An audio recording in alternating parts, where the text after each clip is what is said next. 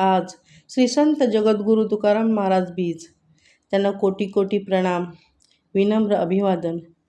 जयकार रंजले गांजले हा त्यांचा अभंग मी माझ्या शब्दात मांडण्याचा प्रयत्न करते. जयकार रंजले गांजले त्यासी म्हणे जो आपुले, तोची साधू ओळखावा देव तेथेची जाणावा, देव तेथेची जाणावा.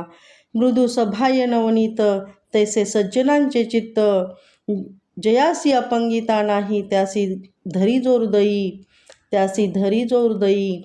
दया करणे जो पुत्रासी, तेची दासा आणि दासी. तुका म्हणे सांगू किती, तोची भगवंताची मूर्ती.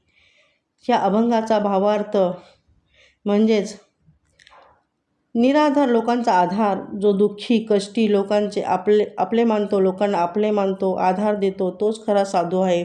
तिथेच खरा भगवंताचा ईश्वराचा निवास आहे.